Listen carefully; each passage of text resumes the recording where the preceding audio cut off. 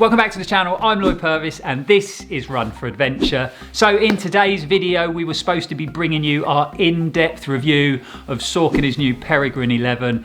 Unfortunately, something has happened.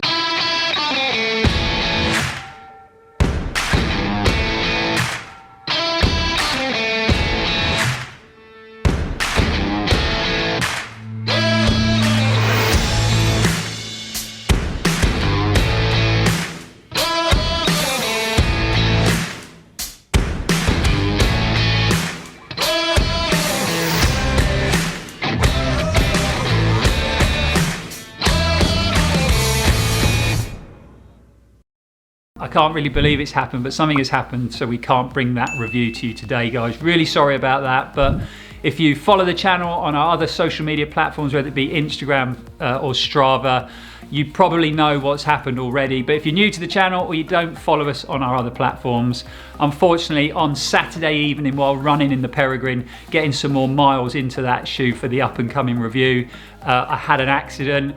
I wasn't actually on the trails at the time, believe it or not. I was just doing a bit of road to get to the trails.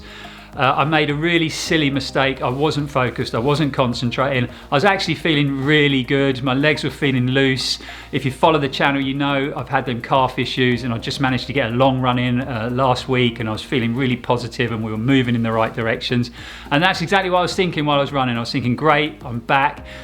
I started to up the tempo. I literally went to take a step up a curb, running about 650-minute miling. I caught the curb at a really funny angle, and the next thing I know, I'm lying in a puddle, rolling around, just hoping that I hadn't broke my ankle. I really didn't know how bad the damage was. I didn't really know what had happened. It just hit me, literally running, boom, on the floor. And I'm sure you've had it where you lie there and you kind of assess, am I broken? How bad is this? How painful is this? I managed to pull myself together, sit up. It was very, very painful at the time. Luckily, I managed to hobble home about half a mile, got in, iced it straight away, raised it, compression, but it is very, very stiff this morning. It's very swollen and the bruising's starting to come out. I really don't know how bad it is. I don't know what I've done to it, but I know I'm definitely not going to be running for some time, and I'm absolutely gutted about that. It's been a tough start to the year with the calf issue. I know it's not the end of the world, but it was really getting to me, that calf issue. I really wanted to run, and with the channel doing so well, I wanted to review all this product that we've got here, and now this setback. So 100% gutted, but it's happened, and now we have to deal with it. So many years ago, I had a really bad ankle sprain, about 20 years ago playing cricket, and I was young and stupid and I didn't do any rehab, and that ankle issue has kind of haunted me ever since, and my right side now is my problem side when it comes to my running because of that. So I know 100% rehab is the key to this. I need to deal with it. We can't just stick our head in the sand and hope for the best. So we're going to go and get it assessed today. We're going to Paul Coker, my sports physiotherapy, a great guy at Move Physio Cornwall. He's helped me with loads of issues before, stability issues, strength and condition issues, but obviously injuries along the way. His knowledge is extensive, and I know he's going to be able to assess the damage, and then we can start to put the plan into place to recover and rehab from this injury. So really sorry guys, there's not going to be any running kit reviews for a while, I don't think. We're going to maybe try and follow the rehab of this ankle, getting back to full strength, and we'll see what we can do in the meantime. But as far as running shoe reviews, running kit reviews, because we want to review shoes properly on this channel. We want to get miles into the kit to give you a genuine review of them products. So we're going to have to put that on hold for a while, but we will come up with other ideas of content on the channel to keep you entertained. But yeah, we're going to jump in the van. Hopefully I can drive. I can actually weight bear on it a bit today, whereas yesterday I couldn't put any weight on it at all. So obviously the rice, the icing, the lifting, the compression has really helped with that recovery already. So it is feeling a bit better today, which is obviously a positive sign.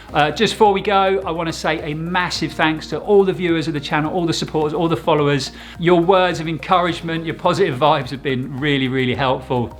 Super supportive. So a massive thanks to everyone that has messaged and wished us well and wished for a speedy recovery. Thanks guys, it's really appreciated. But let's get down to the van and let's get up that A30. This might take a bit of time, so let's cut to a B-roll.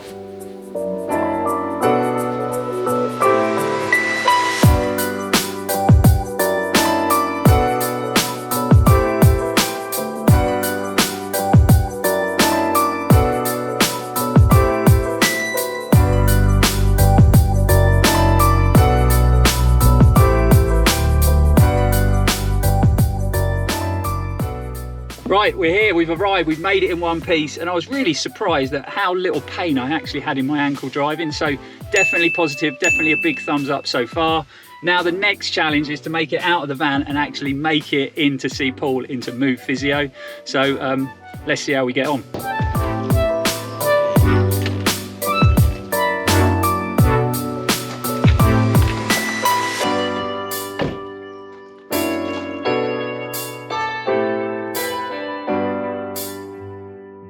Right, let's get masked up and let's get in and see Paul.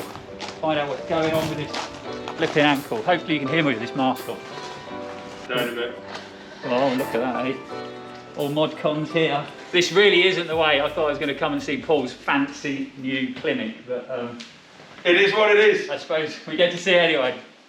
You sit down there and take your shoes and socks off for Yeah. me. Very comfortable, yeah.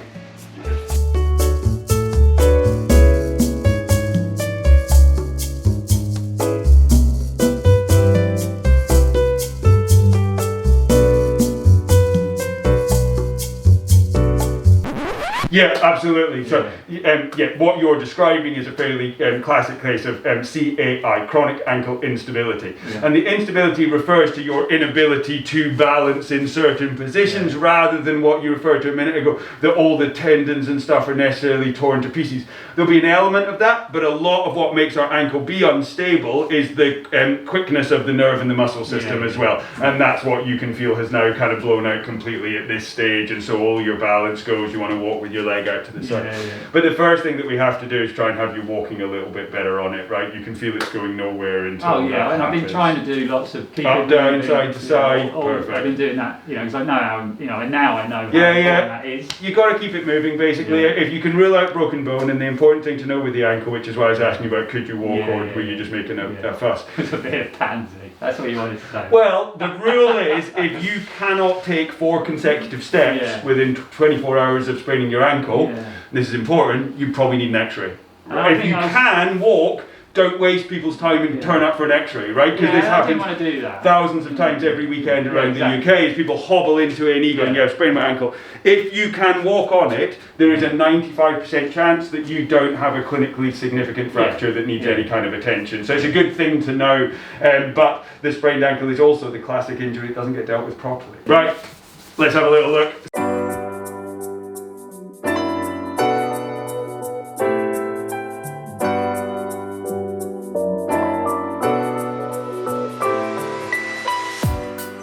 And then you're going to turn the foot again.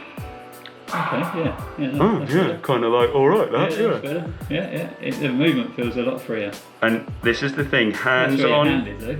Yeah. Gloss over that. Yeah.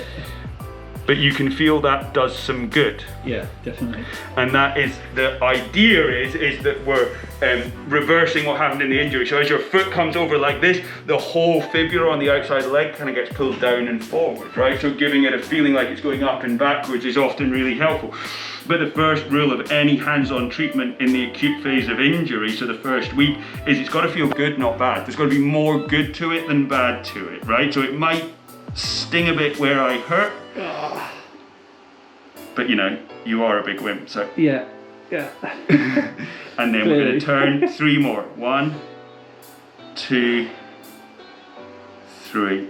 Let's just keep going, and we're going to go toes up 3 times.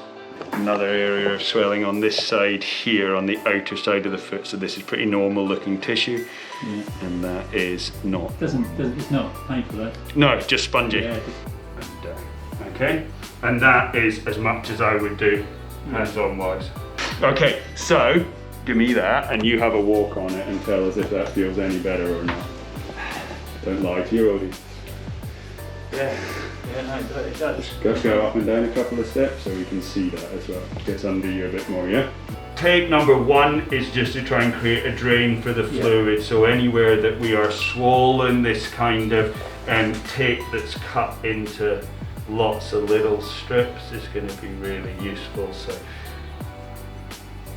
where there's too much fluid, this essentially assists the body in draining it back out again. Works really well for some people, doesn't seem to do as much for others, but it is better than nothing, and it is better than chewing on anti-inflammatories, because that slows the healing process down. I haven't had any. So you can get away with it 2 or 3 days, first 2 or 3 days, take it as it's required, but the sooner we can quit that, the better the heal we're going to get in the end. Right, so if you have a walk with that on and see what that's looking like, feeling like, etc. Go back, just take small enough steps that you can make them nice and even in size. And when we're walking for walking's sake, that's how we think about practicing. We have to shorten up on the good side so that we get to even step lengths. The temptation is to take a big step with a sore one and only ever be able to just catch up with the other one, yeah? Yeah. Run before you can walk territory, that's it.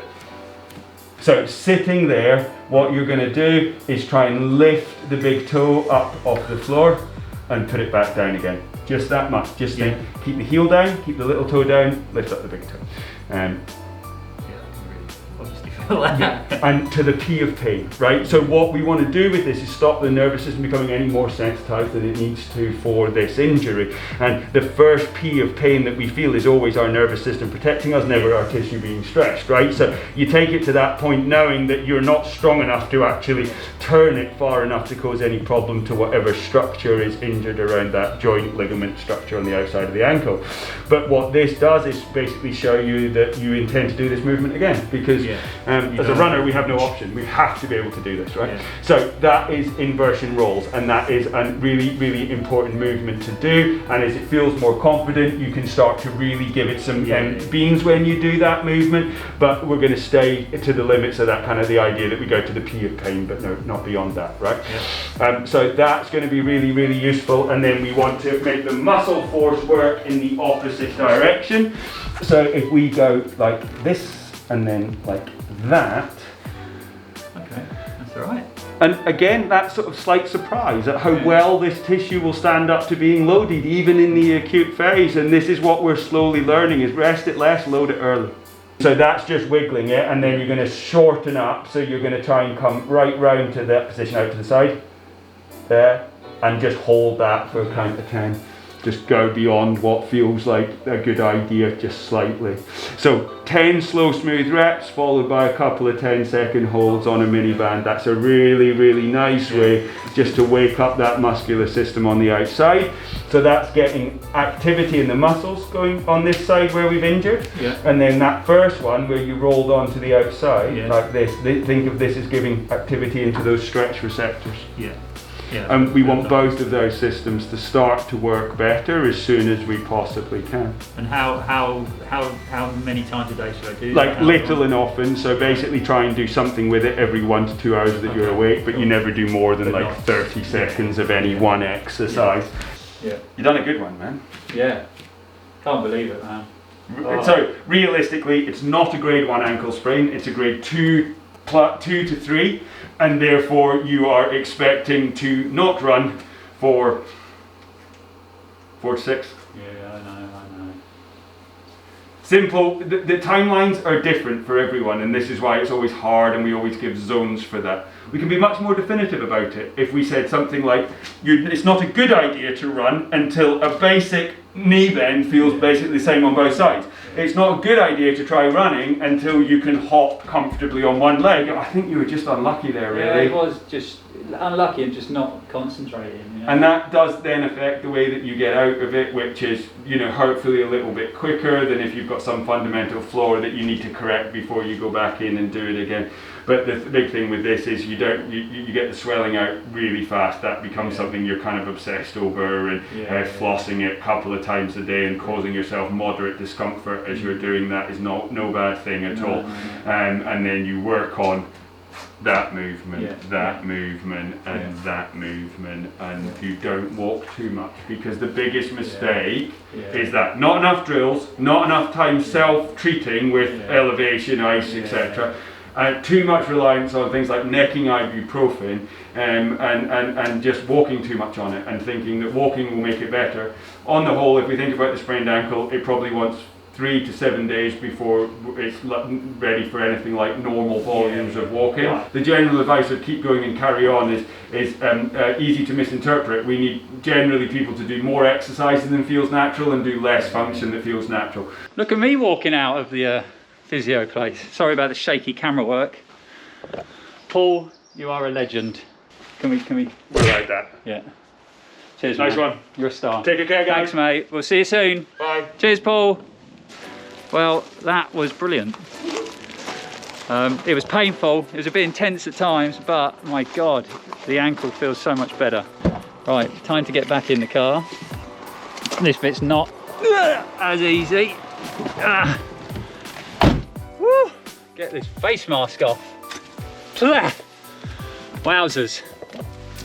So, I'm sure you probably heard on camera that it's not the best sprain in the world, but already after that one session, all them exercises we went through, the ankle is feeling so much better to weight bear on. You know, I was almost walking kind of properly as we came out of the clinic there.